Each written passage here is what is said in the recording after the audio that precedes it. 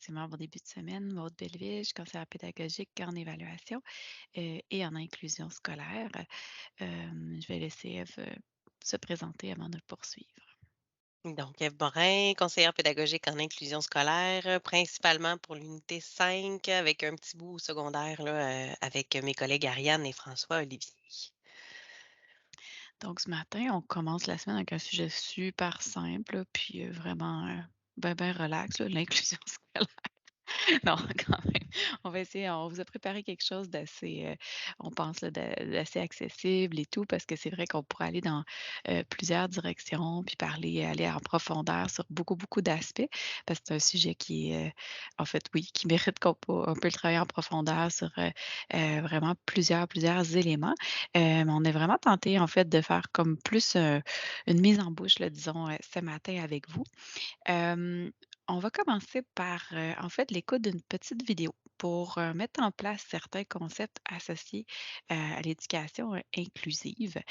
Vous allez voir la vidéo, évidemment, elle est pas parfaite. Elle est, somme toute intéressante. Vous allez voir qu'elle pose, beaucoup de jalons. Oui, dans le fond, on va parler, de différents aspects associés à l'éducation inclusive. Vous n'avez pas du pouvoir sur tout ce qui est nommé, évidemment, dans la vidéo. Mais cependant, on sait que ça peut quand même, être un sujet qui parfois, peut, brasser des choses, nous faire vivre différentes émotions, nous faire venir en tête, là, différents, aspects, soit dans votre, vie personnelle, hein, donc on a tous, un vécu, peut-être vous avez des enfants à l'école, peut-être vous avez vécu des choses vous-même. Ou bien, dans le travail que vous avez actuellement. Donc ce qu'on va vous demander pendant l'écoute de la vidéo qui dure, 2 minutes 30 là, c'est pas très, très long, c'est de garder en fait, l'intention d'écoute va être d'avoir, on va revenir avec un élément que vous avez, retenu dans la vidéo, donc une chose que ça vous a fait penser, un mot-clé associé à l'inclusion, à l'éducation inclusive et un sentiment avec lequel, vous repartez là, suite à l'écoute de la vidéo. Alors, sans plus tarder, je vous partage, mon écran ainsi que la vidéo.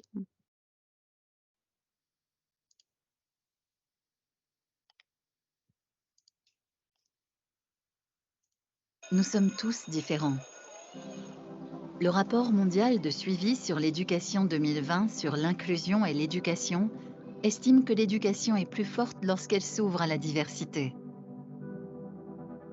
Les apprenants ne devraient pas avoir à s'adapter au système. Les systèmes éducatifs devraient plutôt s'adapter à eux. Lorsque les élèves ne se sentent pas les bienvenus à l'école, ils sont moins susceptibles d'apprendre. C'est une perte pour nous tous. Mais les pays riches et pauvres séparent trop souvent certains enfants des autres à l'école, comme des enfants qui ont été déplacés, qui ont un handicap, parlent une autre langue ou sont pauvres et défavorisés. Les méthodes d'enseignement peuvent favoriser certains élèves, comme le font de nombreuses lois et politiques. Les enseignants sont souvent mal équipés pour répondre aux besoins divers des élèves. Les enfants ne se reconnaissent pas toujours dans les manuels scolaires. Certains peuvent même ne pas s'y retrouver du tout. Ils en comprennent qu'ils n'ont pas leur place. Les évaluations reflètent parfois une vision étroite de l'éducation et par conséquent, certains élèves quittent l'école plus tôt qu'ils ne le devraient. Il s'agit là de problèmes complexes à résoudre. Mais croire au droit à l'éducation, c'est croire à l'inclusion. Les enfants ont des rythmes et des besoins d'apprentissage différents. Ils ont besoin de programmes d'études souples, créatifs et pertinents. La manière dont les enseignants sont préparés est essentielle. Il faut leur donner les outils et les formations nécessaires pour engager notre vision de la réforme. Les ressources qui peuvent aider les personnes marginalisées, éducateurs, personnel de soutien et matériel, doivent être partagées afin que tous puissent en bénéficier. De meilleures données nous aideraient à mieux cibler ceux qui sont laissés pour compte. Les désavantages s'accumulent souvent. Nous ne pouvons pas aborder l'inclusion au cas par cas. Pour surmonter ces difficultés, il faut des ressources financières. Celles-ci doivent être réparties de manière équitable et répondre aux besoins spécifiques de chacun. Nous devons travailler ensemble sur ces questions dans tous les ministères, de l'administration centrale aux autorités locales, avec les gouvernements soutenus par la société civile et les écoles qui ouvrent leurs portes à la communauté. L'inclusion dans l'éducation nécessite un changement de mentalité dans la société. Pour que l'éducation pour tous signifie L'éducation pour tous, sans exception. Atteindre cet objectif est l'affaire de tous, y compris la vôtre.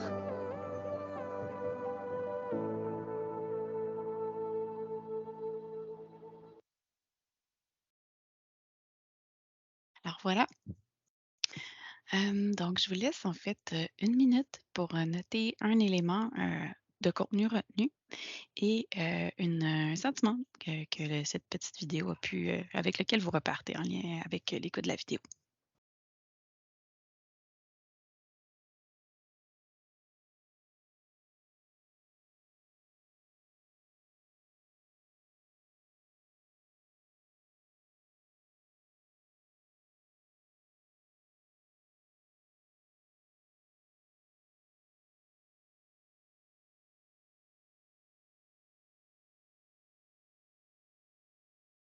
Super, déjà des gens qui partagent. Je laisse encore peut-être, 10-15 secondes.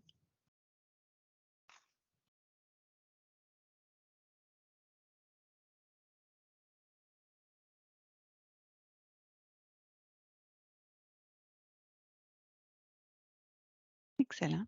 Allons-y. Donc, voilà, il y a déjà des gens qui écrivent dans le clavardage. Est-ce qu'il y en a qui ont envie de prendre la parole, verbale? Donc verbalement, donc on voit sport, enthousiasme. Programme d'études souple. Oui, Maryse, en quoi ça te fait penser, qu'est-ce qui te fait réagir dans le programme d'études souple? Ben, c'est justement, c'est parce que souvent, même si on a notre programme, je parle pour moi quand j'étais sur les, j'allais dire sur les bancs d'école, mais dans la classe, on a tendance à oublier cette souplesse, puis à vouloir garder justement ce qui était convenu, et à moins l'adapter. Donc, oui, moi, ça me parle beaucoup, cette souplesse-là. Puis, l'autre chose qui, je dirais, ben, mal équipé.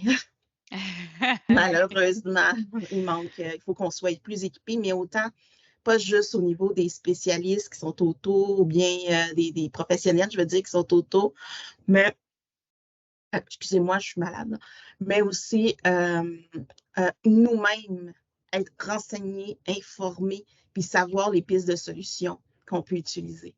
Très En intéressant. avoir davantage, c'est ça. Oui, puis j'aime ce que tu nommes aussi, hein, c'est pas, à l'extérieur de la classe, donc vraiment l'importance des approches collaboratives, donc que tout le monde en fait puisse être, justement informé, équipé pour pouvoir mettre la main à la pâte puis répondre aux besoins de la diversité, hein, de nos élèves. Merci beaucoup.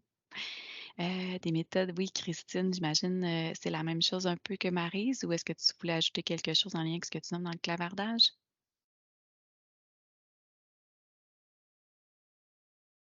Des méthodes d'enseignement qui Ben, favorisent oui, vas-y. oui, c'est que ça nous donne finalement quelque chose de tangible sur lequel on peut jouer pour favoriser l'inclusion et Mmh. qui concerne beaucoup les enseignants. Alors, l'enseignement en classe, les approches favorisent l'inclusion de tous et de toutes.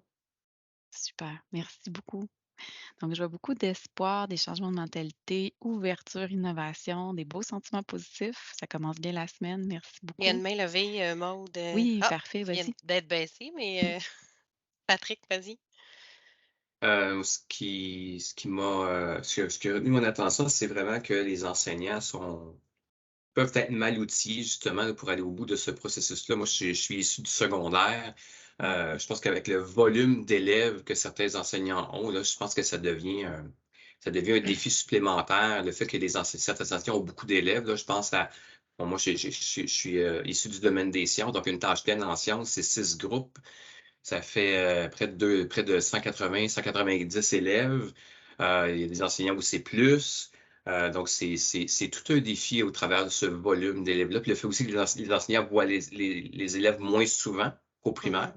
Donc, les titulaires au primaire ont toujours leur groupe avec eux. Donc, c'est facile de faire avancer ces principes d'inclusion-là. Mais quand on voit les élèves une fois, 2 fois par semaine, dans certains cas, c'est une fois ou 2 semaines, c'est un défi.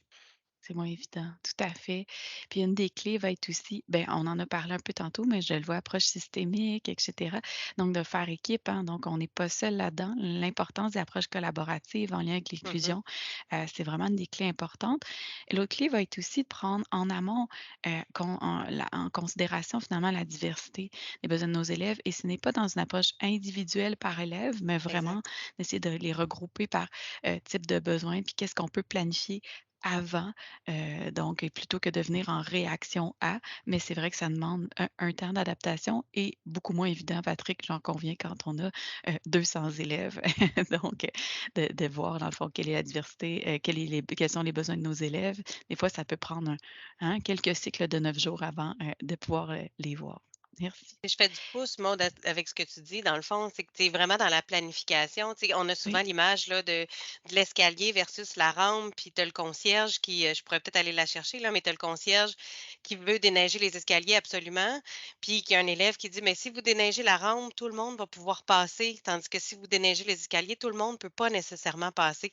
Fait que même si on ne voit pas les élèves souvent, si on planifie, comme Maud disait en amont, ben à ce moment-là, on a déjà de toute façon prévu notre rampe d'emblée, peu importe si l'élève va en avoir besoin ou pas, ou peu importe si l'élève va vouloir l'utiliser ou pas, elle est présente et c'est fait en amont.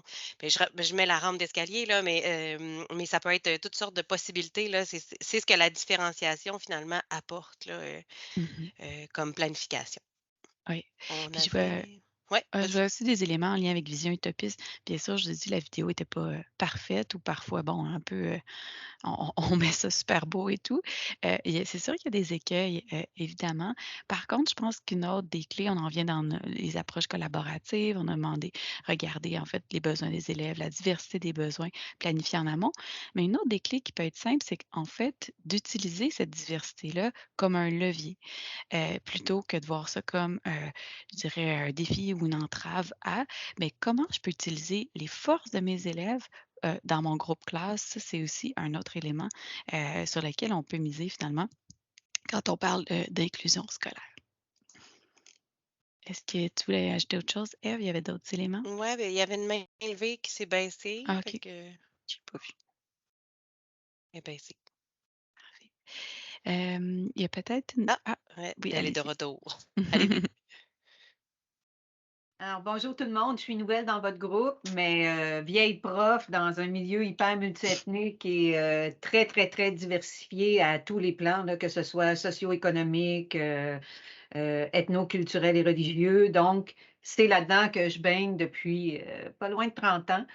Et la réflexion que je me faisais tout de suite après le visionnage de cette vidéo, c'est que même pour un prof engagé, comme Patrick le disait tantôt, moi, je suis dans une matière à 2 périodiques, donc j'ai plus de 400 élèves. Oui, ça demande comme une espèce de corpus de connaissances, de savoir-faire, de savoir-dire, de savoir-agir en diversité, que je pense que la formation des maîtres tente de pallier du mieux qu'elle peut. Mais une fois sur le terrain, dans les contextes qu'on connaît, avec ce que j'appelle là un roulant tellement intense au quotidien que même avec toute la bonne volonté du monde, quand on est prof là, ou engagé auprès des élèves, avec une somme aussi élevée d'élèves, il y a rapidement un sentiment d'insatisfaction au travail versus ce qu'on voudrait tant être capable au niveau humain, au niveau pédagogique, au niveau didactique, pouvoir leur offrir. Et ce sentiment-là, je pense, peut amener à une certaine démobilisation. Donc, ma réflexion se faisait là. C'était pas dans l'idée de dire non, non, non, c'est pas bon. Au contraire, quand on y croit profondément, il y a comme un backlash qui arrive lorsqu'on tente euh, de, de Mmh. l'actualiser au quotidien. L'autre niveau aussi, c'est l'incompréhension ou la non-vision de certaines directions ou de certaines instances ou de certains parents qui viennent aussi peut-être plomber cette bonne volonté de vouloir voir réussir tout le monde. Fait que Mmh. c'était juste là où j'étais. Merci Lynn. En fait, ce que tu nommes me fait penser à 2 aspects. Concernant la dernière partie que tu viens nommer, ils l'ont nommé dans la vidéo, mais puis parfois ça, c'est des changements importants aussi à voir dans les équipes écoles. La répartition équitable des ressources. Donc, on n'est pas dans de l'égalité ou quoi que ce soit. On vient aussi voir, donc dans une compréhension de qui sont nos élèves, des besoins, comment est-ce qu'ils peuvent être, les ressources peuvent être réparties de façon équitable et non égale, en fait. Donc, on n'est plus dans de dire, ben là, lui a le droit à une demi-période de soutien linguistique, 12 minutes, puis lui, ça va être 24 selon ses élèves. On est vraiment aussi dans l'observation, justement, la lecture des besoins, puis une répartition des ressources équitables. Donc oui, il y a une réflexion en amont aussi à en avoir avec ça, avec nos directions, aussi dans le centre de service, et cetera. Fait que, hein, je le dis, c'est pas tout à nous que ça appartient, là. Il y a un bout aussi, une réflexion plus globale à faire. Puis concernant la 1re partie de ton commentaire, c'est vrai que parfois on peut se sentir impuissant. Une question que j'aime bien me poser moi-même ou en fait poser, réfléchir avec les enseignants, c'est de se poser à la fin de notre période: «Est-ce que j'aurais aimé être un élève de mon groupe? Est-ce que j'aurais aimé être chacun des élèves de mon groupe? Si oui, génial, pourquoi? Puis sinon, pour qui? Puis pourquoi?» Puis ça, des fois, c'est une piste de réflexion assez simple qui est en lien vraiment avec l'inclusion, à savoir que ce qu'on souhaite, c'est que tous les élèves se sentent bienvenus tels qu'ils sont dans notre groupe classe. Est-ce qu'on va être capable de répondre 100% à tous les besoins de chacun de nos élèves? Ben non, mais si parfois oui, tant mieux, mais parfois non. Mais si au moins on se dit, OK, good job, aujourd'hui, je pense que mes élèves se sont sentis bienvenus, accueillis dans mon groupe classe, puis j'ai pu répondre à ce besoin-là, ben c'est déjà une étape, je pense, qui peut être, qui peut être intéressante, en fait. Peut-être une dernière intervention, Nathalie? Oui, je suis aussi issue du secondaire et j'ai aussi cette réalité d'avoir eu 120 élèves parce que moi j'étais en maths, j'en avais moins. Mais ce que je pense qu'il faut souligner, c'est qu'au secondaire, on travaille beaucoup aussi en équipe. Donc, on a plus d'élèves, mais on est beaucoup plus d'intervenants qui connaissons donc les mêmes élèves. Et si on travaille bien en équipe, donc, on peut arriver à mieux connaître chacun des élèves, puis des fois les bons coups des uns. Donc, c'est ça. Donc, c'est une réalité qui est différente, mais c'est possible quand même. En tout cas, c'est ce que je pense. Merci. Merci beaucoup, Nathalie. Effectivement, donc, le partage, la mise en commun de nos forces peut être très aidante. Je pense qu'il y avait Myriam qui voulait parler. Ouais, merci Maude, bon matin. Hey, j'ai levé ma main, j'ai baissé ma main. J'ose ajouter un petit quelque chose parce que, dans le fond, moi, je suis issue du primaire, sauf qu'en même temps, là, dans ma pratique au quotidien, je suis répondante tant au primaire qu'au secondaire. Fait que, tu sais, je le vois qu'il y a pas deux façons de faire, mais tu sais, deux milieux qui sont quand même différents. Puis je voulais juste appuyer aussi qui a été dit, là, dans le fond. Tu sais, je le vois au niveau des équipes, tu sais, à quel point c'est important, puis d'aller chercher les ressources au secondaire parce que justement, tu sais, il n'y a plus juste un élève qui est répondant le plus au quotidien de l'élève, mais ils sont nombreux, puis d'aller chercher les autres ressources aussi autour, tu sais. Moi, c'est sûr que là, je suis en présence pour des élèves avec hypothèse de douance ou avec douance, mais tu sais, je pense que pour n'importe quel élève, aller chercher le psychoéducateur, le TES, mais tu sais, travailler en équipe, vraiment, ça peut favoriser, puis amener plus vers cette inclusion-là qui est vraiment positive pour tous les élèves. Puis je pense que oui, tu sais, moi, j'y crois de toute façon, une chance, fiou. Mais sinon, tu sais, c'est ça, je pense que d'aller chercher les autres mains autour, les autres bras autour pour arriver à faire ça, parce qu'effectivement, je ne pense pas qu'avec 180 élèves, s'il y a juste une personne qui est responsable de tout ça, peut y arriver, mais d'aller chercher les autres personnes. Puis le travail en équipe est souvent très important pour arriver à faire ça, parce que je pense que pour certains, ça peut amener à la modification de certaines choses, mais je pense que ça peut être vraiment gagnant au bout de la ligne pour tout le monde. C'est bon. Merci beaucoup, Myriam. Effectivement, on est vraiment dans une perspective de qu'est-ce qu'on va faire pour nos élèves, hein. Donc, réfléchir ensemble à tout ça, on peut se sentir plus outillé, plus soutenu, effectivement, même si on sait que la collaboration, parfois, on peut faire face à quelques écueils, mais bon, au bout du compte, c'est finalement souvent très payant. Donc merci beaucoup pour vos partages. On s'est mis un peu, en tête ce matin là, des grands éléments associés à l'inclusion scolaire. Donc on va poursuivre, pas la matinée, mais notre heure avec ensuite Barbara qui va avoir un aspect un petit peu plus, théorique. Donc il va mettre des mots sur ce qu'on vient de voir dans la vidéo, donc les 6 grandes dimensions associées à l'inclusion scolaire. On va prendre le temps de les regarder avec vous et finalement on aura une autre vidéo donc, pour terminer, avec notre beau Émile, du lac, hein, c'est ça? J'ai pas dit Saguenay, lac, c'est correct? Donc, qui était Bravo, Maude. c'est bon, c'est bon. Donc, un exemple, en fait, d'inclusion scolaire, et puis on va faire réfléchir à partir de cette, vidéo-là pour terminer. Alors, voilà, sur ça, je laisse la parole à Barbara. Alors, j'embarque avec effectivement, Maude, comme tu dis, une partie un petit peu plus, théorique et puis, je vous préviens attendez un petit peu que excusez-moi, je voulais vous voir puis je vous ai montré en même temps. Je m'excuse, c'est désagréable. Hem, en fait, ce que je vais vous présenter ce matin, c'est une partie d'une présentation qui a été faite en table de concertation avec les directions. Certaines, personnes parmi vous avaient déjà vu cette présentation-là, mais pas la majorité. Puis on trouve ça important que vous soyez au service éducatif aussi au courant de ce qui est partagé aux directions, ces directions avec lesquelles vous collaborez après ça dans vos accompagnements.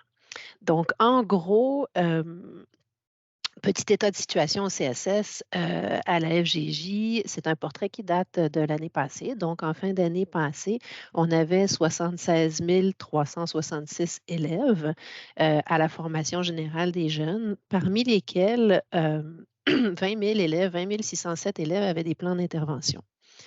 Ça fait quand même pas mal d'élèves qui ont des plans d'intervention. On a décidé de prendre cette information-là, de cueillir cette information-là, parce qu'au point de vue du ministère, les enfants qui ont un plan d'intervention sont les élèves à besoins particuliers, donc les élèves qui sont considérés comme HDA. La répartition, puis je vais vous expliquer pourquoi on a fait cette répartition-là. Parmi ces plans d'intervention-là, ces élèves avec des plans d'intervention, il y en avait 826 qui étaient, qui étaient au préscolaire. Dans ces élèves-là au préscolaire, il y en avait 571 qui étaient assis dans des classes ordinaires et 255 qui étaient dans des classes spécialisées ou en école H. Après ça, si on va au primaire et au secondaire, là, il y a une répartition entre 13 000, donc parmi les élèves qui avaient un plan d'intervention, 13 000 étaient assis au régulier, 3 861 étaient assis en classe spécialisée ou en école H, puis on a mis ici le CPF parce que c'est une espèce d'hybride, c'est pas vraiment une classe spécialisée, mais c'en est une finalement, en tout cas, bref, c'est comme plus une organisation au niveau du secondaire, mais parmi ces classes-là, dans ces classes-là, il y avait 2368 élèves. En fait, ce qu'on voulait dire avec cette représentativité-là, c'est que des élèves qui ont une réussite vulnérable ou des élèves qui ont des besoins particuliers ou appelle-le élèves HDAA se retrouvent pas mal répartis soit au régulier, soit en classe spécialisée, soit en école H. Donc, quand on parle de pratiques inclusive ou d'éducation inclusive, en fait, ça concerne tout le monde. Ce n'est pas juste un concept d'inclure un élève avec besoin particulier dans une classe ordinaire. Oui, bien sûr, ça concerne ça aussi, mais nos pratiques inclusives, elles doivent se voir peu importe le contexte dans lequel on est. Donc, si vous accompagnez, vous, des profs ou des équipes qui sont dans des écoles H ou qui sont plus dans des classes spécialisées, qui œuvrent plus dans des points de service ou au régulier, peu importe, tout ce qui est pratique inclusive ou éducation inclusive, ça doit transparaître comme fond dans tous vos accompagnements, en fait. Je continue avec une autre petite diapo qu'on a présentée aux directions. En fait, on a fait comme l'espèce de tour de ce qui se faisait en termes d'inclusion, éducation inclusive, pratique inclusive. Vous voyez, j'ai mis tous les termes parce qu'à un moment donné, il va falloir qu'on en choisisse un, mais je pense qu'on peut parler d'éducation inclusive at large. Donc, on a fait une espèce de recherche, on a recueilli tout ce qui s'était donné sous cette thématique-là à l'international, dans nos politiques canadiennes, dans nos politiques plus québécoises. Et on a divisé ce concept d'éducation inclusive en 6 dimensions. Avant de vous parler des différentes dimensions, la définition qu'on a décidé de mettre ici, c'est une définition qui nous a donnée qui nous a été amenée par Nadia Rousseau lors d'une rencontre en 2016 où, oui, on parlait déjà d'éducation inclusive. Et puis, ça illustre bien le concept que je vous ai partagé tantôt, c'est-à-dire que peu importe le milieu dans lequel l'élève est assis à l'école, il peut effectivement vivre une forme d'exclusion. Donc, l'inclusion ou l'éducation inclusive, processus qui prend en compte la diversité des besoins des élèves pour maximiser la participation à l'apprentissage et à la vie sociale et culturelle de l'école et de la communauté, pour ainsi réduire le nombre des exclus de l'école ou exclus au sein même de l'école. Je poursuis. Donc, les 6 dimensions, on les a divisées comme ça. Bien sûr, il y a le leadership pédagogique inclusif qui doit être, qui chapeaute un peu toutes ces dimensions-là. Donc, on avait une dimension qui est établir des valeurs et des principes fondamentaux inclusifs. Ça a l'air très théorique, je vous explique un petit peu plus après. Ensuite, construire un environnement d'apprentissage inclusif. Organiser le soutien à la diversité des besoins, donc les services qui sont organisés dans l'école pour soutenir les apprentissages. Différencier les pratiques d'enseignement, différenciation pédagogique, développer une culture de pratique collaborative. On l'a dit tantôt, ça ne peut pas appartenir juste aux profs de porter l'éducation inclusive, c'est vraiment une histoire de collaboration et interagir avec les parents et la communauté. Donc ici, la priorité que le CSSDM s'est donnée, c'est de travailler sur principalement ces 3 dimensions-là. Je vous les explique juste un petit peu plus en détail. En fait, le soutien, la différenciation pédagogique et la collaboration, je pense que c'est quelque chose qui vous parle à tous de toute façon déjà. Je vais plus, puisqu'on est au service éducatif, puis qu'on porte un petit peu, hein, vous le savez, tous ces grands principes-là, puis il faut que ça transpire dans nos accompagnements. Je vous parlerai un petit peu plus des principes inclusifs, puis de l'environnement d'apprentissage inclusif. Donc, quand on parle de grands principes inclusifs, on parle, par exemple, d'un environnement professionnel délibérément et concrètement orienté vers l'inclusion de tous. Ça veut dire que c'est vraiment l'école ou le centre ou l'endroit dans lequel la communauté éducative doit être vraiment orienté vers l'inclusion de tous. C'est-à-dire qu'on a une attitude positive vis-à-vis de la diversité. Maud en a parlé un petit peu tantôt, on en parlait dans la vidéo aussi. C'est une diversité qui est valorisée. C'est un enrichissement, cette diversité-là, et non des obstacles, en fait. Puis, il faut que dans cet environnement-là, des valeurs inclusives soient très claires, soient positives, soient partagées, puis elles doivent s'incarner dans la pratique de tous. L'environnement d'apprentissage inclusif, c'est plus un climat. On parle vraiment du climat, en fait, favorable pour les apprentissages de tous. Le développement du sentiment d'appartenance à l'école, il faut qu'il soit fort. Donc, peu importe ta différence à toi, il faut que tu sentes que c'est ton école. Et il faut que ça se voit dans l'école, que les gens sentent que c'est leur école.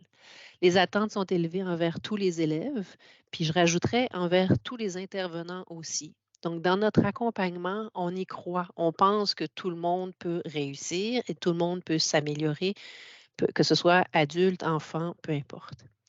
Et la réussite éducative qui dépasse la réussite scolaire. En fait, le personnel cherche à lever les obstacles aux apprentissages, participation à tous les aspects de la vie. Puis dans la petite vidéo, un aspect que j'aimais beaucoup, moi, la petite vidéo que vous venez de voir, c'était ça, hein, je pense qu'il y avait un mur à un moment donné, puis que là, il y avait juste une personne qui essayait d'effacer le mur, puis finalement, plusieurs personnes étaient venues aider à effacer cet obstacle-là. Je pense que c'est ça que ça veut dire également. Donc, Barbara, voilà. Oui. pardon. Si, en fait, je peux donner peut-être un exemple en lien avec un exemple super simple que j'aime bien souvent donner en lien avec les principes inclusifs qui génèrent un environnement d'apprentissage inclusif. Donc, ça touche plusieurs aspects. Parfois, on va penser à des élèves, par exemple, qui vont être non scripteurs ou des scripteurs en grande difficulté ou des lecteurs en difficulté, parfois qui ne sont pas nécessairement en difficulté, mais en apprentissage de la langue, donc où on voit un écart. Et c'était donc dire quand on pense à utiliser les forces ou voir la diversité comme un levier, ça va être, par exemple, aussi simple que ça, de se dire, ben, quand je vais pairer mes élèves, je vais déjà avoir ça en tête. Qui sont mes bons lecteurs, mes bons scripteurs, par exemple, versus mes élèves qui ont un peu plus de défis? Est-ce que je peux les pairer ensemble, par exemple, puis leur donner un rôle qu'ils vont mettre à profit? La force de chacun. Donc, par exemple, est-ce que je vais en avoir un qui va être un scripteur et l'autre qui va être l'idéateur ou le porte-parole? Fait qu'on voit dans cet exemple-là que j'ai pas mis au hasard mes élèves en équipe en me disant: «Bon, advienne que pourra». Peut-être que j'ai donc réfléchi aux forces de chacun pour pouvoir les pairer. Je vais peut-être aussi penser à mettre mes élèves qui ont la même langue maternelle ensemble, peut-être à certains moments, pour qu'ils puissent s'entraider dans la compréhension de certains concepts, ou au contraire, les mettre avec des élèves qui sont plus avancés au niveau de l'apprentissage de la langue, par exemple, pour qu'ils puissent se soutenir. Fait que c'est un exemple super banal, en fait, qui met à profit la diversité et les forces, de chacun, en lien avec, ce que tu viens de nommer. Tout à fait. Puis je rajoute même une couche. On pense souvent, là, on parle en termes d'apprentissage, mais en termes de socialisation ou de force qui se retrouvent un petit peu à d'autres niveaux. Des enfants qu'on dit qui ont des défis d'adaptation, par exemple. Je sais que parmi nous, je ne sais pas si elle est là ce matin, mais je sais que parmi nous, il y a des gens qui travaillent plus sur l'adaptation des TES. Il y a une pivot, Isabelle, qui est là, je pense. Donc, comment est-ce qu'on peut tirer profit de ces enfants-là qui ont des défis à certains égards, mais qui ont peut-être des grandes forces à d'autres égards quand ça concerne les apprentissages et que ben, dans l'équipe que tu nommais, Maud, par exemple, dans les sous-groupes qu'on fait, le travail d'équipe, ben, peut-être qu'ils pourraient servir de leader, eux, dans une certaine équipe par rapport à des forces qu'ils ont. J'aime bien aussi le concept d'élève expert en lien avec ce que tu nommes.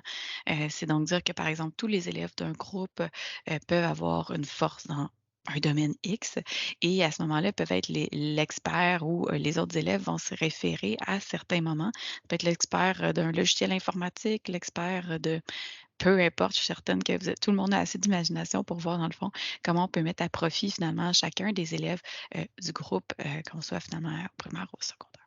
En voilà. Exactement. Alors, ça fait un peu le tour de ce qu'on a présenté, d'une petite partie qu'on a présentée aux directions pour que vous soyez un peu au courant. C'était la petite capsule théorique de la matinée, pas de la matinée, de 7 heures. Je donne la parole à Ève, je pense. Il me semble que c'est Ève qui poursuit la rencontre. Oui, puis tu sais, dans le fond, pourquoi ça a été présenté aux directions, juste pour faire un lien, tu sais, c'est vraiment pour démontrer jusqu'à quel point le CSSDM porte ce message-là, puis jusqu'à quel point on est convaincu, en quelque part, que c'est vraiment une porte d'entrée qui favorise la réussite de la plus grande majorité des élèves. Donc, vraiment, comme peu importe le corps d'emploi que vous occupez présentement, vous êtes porteur. Tu sais, tantôt, quand Maud disait là, l'équipe collaborative, ben, peu importe votre levier, vous aussi, vous êtes expert de l'inclusion scolaire en quelque part, puis vous le portez d'une façon ou d'une autre. C'est un peu ce qu'on vous donne comme intention d'écoute pour la prochaine vidéo d'Émile qui est au Pays des Bleuets, en fait, au centre de service Pays des Bleuets, qui est au Lac-Saint-Jean. Puis, ce qu'on vous donne comme intention d'écoute, c'est un peu de voir jusqu'à quel point vous auriez, vous, comme levier dans la réussite d'Émile. Donc, quand vous regardez la vidéo, vous, votre rôle à jouer dans tout ça pour être lequel. Fait qu'après ça, dans le fond, après la vidéo, on va se séparer en équipe. Vous allez pouvoir échanger ensemble là, afin de voir quel serait votre levier à vous dans la réussite de notre beau Émile. Est-ce que Maud, tu veux partager ou je le fais? OK, Est-ce qu'elle est prête? Toi? je OK. pense que oui. Ouais, t'es bon.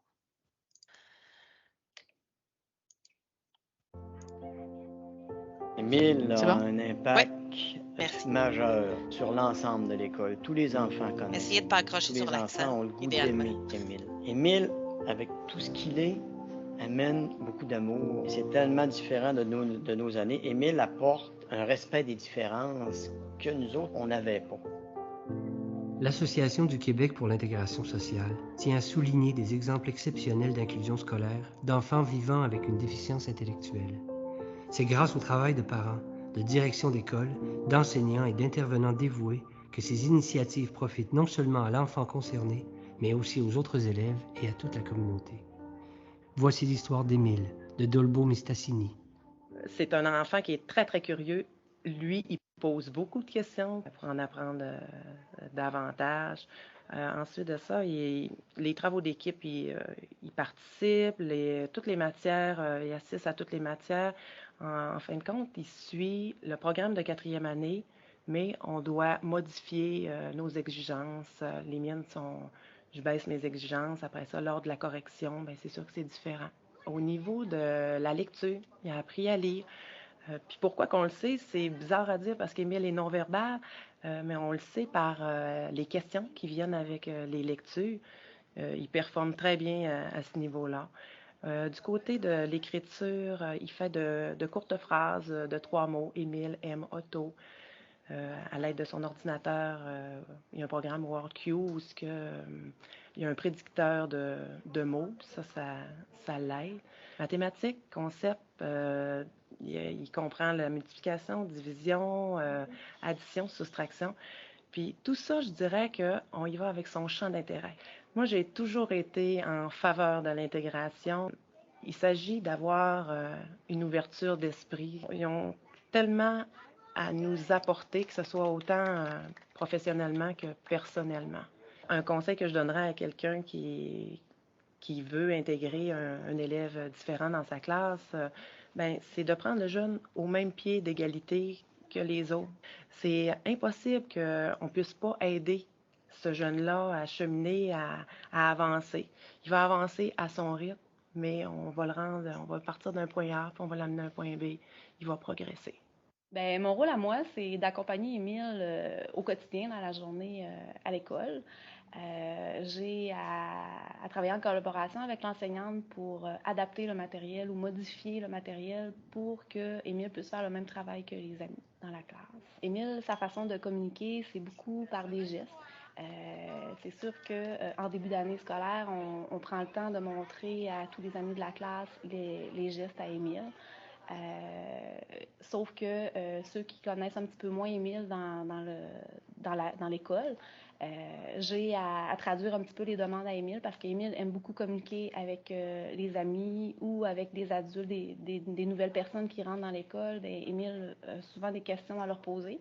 Donc, je traduis un petit peu le langage à Émile. Donc, Émile fait les signes. Moi, je parle pour lui. Donc, la personne peut lui répondre. Puis, Émile, à son tour, répond aussi aux questions. Puis, c'est moi qui traduis les réponses à Émile. Émile participe à la vie de groupe toute la journée. Ensuite, au niveau des progrès aussi, Émile cherche beaucoup plus à communiquer avec les autres, par l'écriture aussi. Il veut se faire comprendre. S'il fait un geste puis on n'est pas capable de comprendre ses gestes, je vais lui demander de l'écrire à l'ordinateur. Puis il va vraiment tenter de l'écrire. Il veut vraiment se faire comprendre puis qu'on réussisse à communiquer, là. Une intégration réussie, pour moi, en un mot, c'est Émile. C'est aussi le travail qui est fait en collaboration avec la direction, les parents, l'enseignante, l'éducateur, les amis aussi qui sont autour. C'est comme, moi je pourrais expliquer, c'est comme si chacun amenait un ingrédient spécial pour une recette, puis qu'il faut vraiment que tous les ingrédients soient là pour réussir. Je pense qu'il est important de créer un climat d'école. De créer un climat d'école avec les valeurs de l'école, les valeurs humaines. Puis ici, c'est comme ça que ça a fonctionné. Pour ce qui est d'Émile, avec Émile, c'est facile parce que Émile est un beau personnage. Et le personnel ou tous les enseignants ou les éducatrices ont le goût de travailler avec Émile. Donc, c'est facilitant. Émile est présentement en 4e année. Ça fait 5 ans qu'il est ici. En aucun temps, il y a un parent, un adulte autre que ceux qui travaillent ici, m'a demandé est-ce que mon enfant pourrait pas être dans la classe d'Émile. Au contraire. Et à chaque année, on fait une rotation. On ne veut pas, parce que les enfants sont bien là, on ne veut pas qu'un enfant vive 2 ans de suite avec Émile. Pas parce que c'est négatif. J'ai le goût de vous dire qu'on a le goût de le faire vivre à d'autres. Parce qu'il y apporte énormément. C'est ça, Émile. Nous, on a choisi de l'école régulière pour Émile parce qu'on trouvait que c'était le milieu le plus stimulant pour lui. On voulait lui donner le maximum, on voulait qu'il soit le plus stimulé possible. Quand on sait que c'est en bas âge qu'il faut stimuler les enfants, alors dès la maternelle, nous, on voulait vraiment qu'il intègre une classe régulière avec des gens normaux, là, comme on dit, pour le stimuler là, le plus possible là, au niveau social et de ses apprentissages académiques également. Il fait vraiment partie à part entière de la société qui sont les enfants à l'école. Qu'on se voit à l'école ou à l'épicerie ou à l'aréna, ils connaissent Émile. Émile fait aussi partie. Pour nous, en tant que parents, là, c'est vraiment rassurant.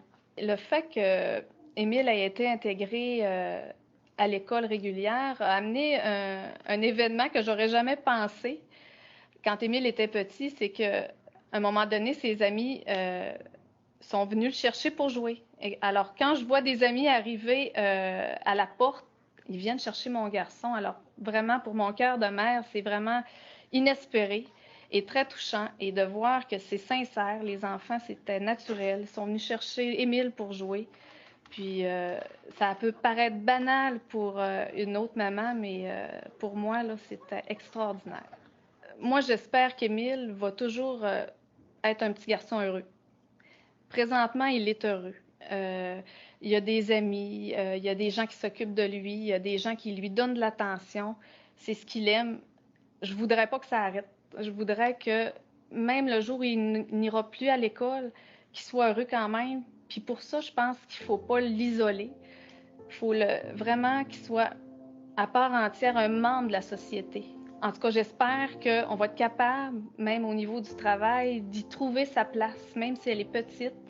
Moi, je pense que lui, j'ose penser que c'est ce qui va le garder heureux.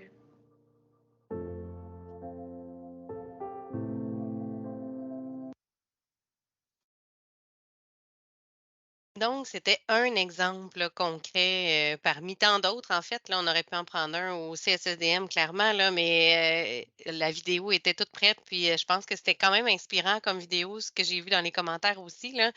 Donc, ce qu'on vous demande présentement, c'est de prendre un temps de réflexion suite au visionnement de cette vidéo-là, puis d'essayer de déterminer, dans le fond, selon votre corps d'emploi, quels auraient été votre apport, en fait, dans la réussite d'Émile? Comment vous auriez pu, dans le contexte de si Émile est au secondaire ou si Émile est au primaire ou peu importe, quel serait votre levier pour favoriser la réussite d'Émile de votre côté, professionnellement parlant? Donc, on va diviser tout le monde Peut-être, en Ève, salles. on Oui, peut oui, oui, revenir aussi aux 6 dimensions. oui, Donc, oui, Barbara a j'avais oublié. Oui, présenté, donc vraiment. c'est dans la présentation, elle est partagée dans le Oui. clavardage. Donc, si vous voulez y revenir, ça peut être aussi intéressant parfois, Mhm. tout dépendant de votre corps d'emploi. C'est pas nécessairement dans la classe exactement ou peu importe, là. Donc, ces 6 dimensions-là, pardon, peuvent aussi être inspirantes pour vous. Parfait. Moi, je pense que j'ai pas les accès, par exemple, pour Non, c'est bon, envoyer les ça gens de va l'équipe. être Non, Marie-Hélène qui va le faire. Parfait, c'est moi super, qui vais le merci. faire. Juste me dire, Maud et Ève, combien de temps vous souhaitez qu'on parte dans les salles? 10 minutes? Oui, c'est ça. 10? Oui, OK, merci. super. Vous allez être projetés dans une salle. Et là, je suis pas allée jusque-là dans mon stockage. Il est rendu là, notre ami. Il est clairement ado. Yay! Comme le Saguenay-Lac-Saint-Jean étant petit, évidemment, Émile est ami d'un ami d'un ami. Donc, voilà, Émile est devenu grand. Alors, je suis Il a contente quel d'avoir âge, si je peux me permettre? Mais oui. Aucune idée, en fait. D'après moi, il doit avoir 14-15 ans. Là. Ah, ça, Selon Ouais. l'ami d'amis, là, ça va dans ce range-là. Là. il y a La longtemps. vidéo était à peu près il y a 9 ans, je pense. Ouais. 9-10 ans, la Il y a vidéo 9 qui ans, vous a été la vidéo. présentée. Là. Ouais. Moi, je serais curieuse de savoir qu'est-ce que ça a été la suite, là, mais bon, je comprends que c'est pas facile de nous le dire. Mais sur la photo, il a l'air j'ai pas encore à cherché. l'école. Oui, c'est ça, premièrement. Puis j'aurais pu chercher, là, j'aurais pu faire aller mes contacts, là, mais je n'ai pas jugé utile, étant donné que vous allez de toute façon voir des codes dans votre quotidien, là, très certainement. Puis c'est un peu le retour qu'on voulait faire avec vous par rapport au code Émile, justement. Vas-y, Maude, je te laisse aller. OK. Ah oui, mais moi, j'étais dans ma tête que je voyais que ça avait un lien, mais visiblement, tu ne l'as pas vu. En fait, Émile est un cas parmi tant d'autres. Puis Émile a quand même certains défis. Donc, c'est un cas d'inclusion, finalement, d'un élève qui a certains défis au niveau physique, au niveau verbal, c'est-à-dire, mais tu sais, c'est pas applicable nécessairement à tous les élèves. De un, ce qu'on est en train de vous dire, c'est que tous les Émiles n'ont pas nécessairement leur place en classe régulière. faire. C'est vraiment du cas par cas, puis il faut vraiment évaluer le facteur de risque, facteur de protection dans chacun des cas. Donc, oui, l'inclusion, ce qu'on est en train de vous dire, c'est qu'on n'est pas des puristes nécessairement et que ce n'est pas à tout prix.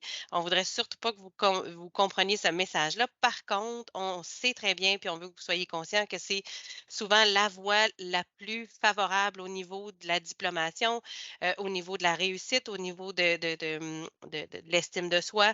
Donc, c'est une fausse croyance de penser que nécessairement, automatiquement, l'élève qui a certains défis, peu importe les défis, sa place est en classe d'adaptation scolaire. Fait que juste de défaire cette perception-là, mais de vous sensibiliser au fait que c'est bon pour plusieurs élèves et pas nécessairement ceux qui ont des défis physiques ou au niveau du langage oral, mais certains, Myriam parlait tout à l'heure qui, elle, porte le dossier douance. Ben, des fois, on a des élèves qui ont une douance et qui, oui, se retrouvent en adaptation scolaire parce que pas en mesure d'actualiser leur plein potentiel ou en comportement. Donc, ça peut être vraiment là, des portraits différents au niveau de l'inclusion scolaire, pas seulement ceux qui ont des défis au niveau moteur ou encore au niveau verbaux, là, comme dans le cas d'Émile. Y avait-tu... Ouais, vas-y, Maud. En fait, ce qu'on a vu juste avant, c'est vraiment qu'en fait, l'inclusion, c'est chacun de nous. Si on était une classe en ce moment, ce matin, on en a tous. En fait, on est une diversité de besoins. Donc, c'est vraiment l'objectif, en fait, comme je le nommais, que tout le monde, dans le fond, se sente accueilli, se sente reconnu tel qu'il est. Donc, c'est vraiment ça l'intention, puis pas seulement, en fait, de porter une attention particulière à des élèves qui ont des grands besoins. Mais ceci aussi, étant dit, fait quand même partie d'eux. Dans les quelques petites minutes qui restent, je suis très curieuse de savoir, il y a des gens qui disent: «Ah non, on est en train de jaser». Peut-être un élément important qui est ressorti, dans votre équipe, donc une équipe qui a envie de se lancer? Qu'est-ce qui était si intéressant, là? Je suis quand même curieuse, là. Ben, je vais me lancer personnellement. On est en train de discuter de la réalité de la marche plus difficile de l'inclusion au secondaire, malgré une inclusion potentiellement excellente et parfaite et bien réussie au primaire. Un jeune qui passe du primaire au secondaire, même s'il n'y a pas de besoin particulier en termes d'inclusion et tout ça, c'est déjà une grosse marche de passer du primaire au secondaire. Si on ajoute les défis de l'inclusion, avec la grande dynamique différente du secondaire, avec le fait qu'il y a un grand nombre d'élèves, avec le fait que les adolescents sont beaucoup plus dans le jugement, dans la comparaison, dans la méchanceté dans certains cas, le fait qu'avec une grande école, l'information circule moins aisément. On a fait état dans notre équipe que ça nous est déjà un peu arrivé à quelques-uns d'entre nous d'apprendre trop tard dans l'année qu'un de nos élèves avait tel besoin, telle situation. Parce que c'est gros, l'information ne circule pas toujours aisément. Et comme je le disais aussi avant qu'on se sépare en équipe, le volume d'élèves fait en sorte que c'est plus difficile pour un enseignant de cerner ces besoins-là, de répondre à ces besoins-là. Bien sûr qu'il faut communiquer, c'est vraiment la clé de travailler en équipe pour être capable de tout le monde s'entendre sur les façons de faire, les besoins des élèves. Mais déjà au quotidien, dans la simple planification de cours, c'est difficile de demander à certains enseignants de collaborer ensemble pour s'entendre sur la planification, l'évaluation. Donc, voilà, il y a beaucoup, beaucoup de défis. Moi, ce que je vais être souvent, je vais prêcher pour ma paroisse. Moi, je pense que c'est au secondaire qu'il devrait y avoir une grande attention qui est portée pour les sommes qui sont dévouées à l'inclusion. Pas parce que le primaire en mérite moins, mais c'est parce que le secondaire, il y a beaucoup plus de défis, à mon sens. Il y a beaucoup de défis, puis effectivement aussi c'est là qu'on diplôme nos élèves, donc mettre des efforts en lien avec ça. Puis comme tu l'as nommé, la marche peut être grande. Parfois, il y a des défis supplémentaires qui s'ajoutent. Peut-être, tu sais, vu qu'on réfléchit en lien avec notre rôle, dépendant le rôle que vous avez, ça peut être intéressant. Tu l'as super bien nommé, Patrick. Comment on peut assurer une communication plus fluide entre les divers intervenants? Oui, il y a les professionnels, mais juste au sein de l'équipe des enseignants parfois ou une même matière, peu importe, tout dépendant de votre rôle. Je pense que ça déjà, ça peut être intéressant de penser à ces leviers de communication-là qu'on peut essayer de mettre en place ou en tout cas faciliter, faire des ponts avec les directions, peu importe comment, tout dépendant du rôle que vous avez. Je pense que ça peut déjà être un petit pas pour faciliter cette inclusion scolaire. Merci, Patrick. une autre personne qui a envie de partager avant qu'on se quitte? C'était Lynn, qui a levé sa main, par la Oui, suite. alors nous, on était en train de discuter aux facteurs. Vous avez évoqué les facteurs de risque et facteurs de protection qui Mmh. sont évidemment au sujet du ou des élèves, mais aussi au point de bascule des enseignants.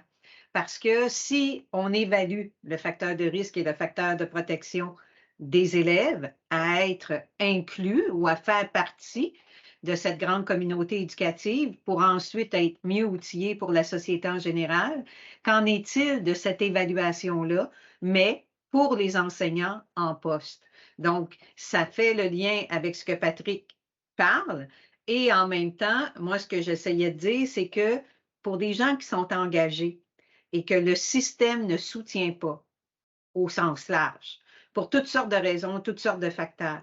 Il y a des deuils à faire et ça, on n'est pas non plus si bien équipé. Donc, dans la job des CP, quand tu ramasses une de tes collègues ou un de tes collègues qui apprend trop tard, puis qui s'est mis le pied dans la bouche, puis qui a généré quelque chose de vraiment négatif et de vraiment souffrant pour l'élève, et pour les élèves qui sont autour, qui ont assisté à ces types de dérapes, il y a quelque chose qui fait qu'ensuite, le prof qui pouvait être hyper engagé, là, convaincu, qui, qui qu'il se replie sur lui-même pour s'épargner. Fait que je ne sais pas jusqu'à quel point on calcule ça. Et pour l'élève, d'être inclus et avec quelle grille, quel outil, parce qu'on sait, là, les élèves, ça peut être cruel et vraiment cruel, et les réseaux sociaux par la suite. Donc, le facteur de protection, le facteur de souffrance à être inclus, il est mesuré comment? Et même chose pour les élèves. Fait que c'est une grande question. Je ne pense pas qu'on puisse y répondre maintenant, mais c'est une interrogation que j'ai vraiment là, par rapport à la réalité de ce qu'il y a sur le terrain, particulièrement là, au secondaire. Est-ce qu'on Mhm. a tout envie de réagir? Merci. Barbara, vas-y. Ben, mais en fait, je m'excuse, mais je vais être celle qui calcule le temps parce qu'on avait Mmh. jusqu'à 8h30 et puis je veux, 9 les gens heures, commencent à mettons. s'en 9h30. mettons 9h30. Donc, mettons qu'on a dépassé un petit peu de quelques minutes, mais je constate que effectivement, c'est très, que tout le monde avait le goût de jaser. Je vois dans le clavardage, les rencontres ont été bien. Ça mériterait peut-être même d'en jaser une autre fois. En tout cas, je dis ça comme ça. Lynn, ce que je rajouterais juste simplement, puis je sais qu'il y a aussi quelqu'un d'autre qui a la main levée. Je vais donner la Chantal, parole, oui. mais Lynn, je dirais juste tellement important ce que tu dis est aussi tellement important dans une perspective où je suis au service éducatif maintenant, je connais tout ça, je sais, j'ai mon vécu et en plus, j'ai entendu collègues ou dans les différents milieux dans lesquels je me suis trouvée, j'ai un paquet d'informations qui vont me servir à vraiment faire mes accompagnements. Donc, quand j'accompagne du monde, je le sais que peut-être qu'effectivement, les profs ou le contexte est lourd pour tel ou tel enjeu. Je sais que c'est compliqué. Fait que dans mon accompagnement, je vais tenir tout en maintenant mes attentes élevées envers les gens qui sont devant moi, Mmh. mais tenir compte de ce portrait-là et des besoins pour pouvoir ajuster mon accompagnement puis les petites marches que je vais faire avec la gang que j'accompagne. C'est Fait d'être nous que, aussi inclusifs finalement, puis croire en la tout réussite de à fait. tous, puis malgré le fait que l'enseignante, comme dans votre exemple, vous disiez là, s'est mis les pieds dans la bouche, ben à ce moment-là, tout est récupérable, puis tout est possible, étant donné qu'on est là pour ça finalement.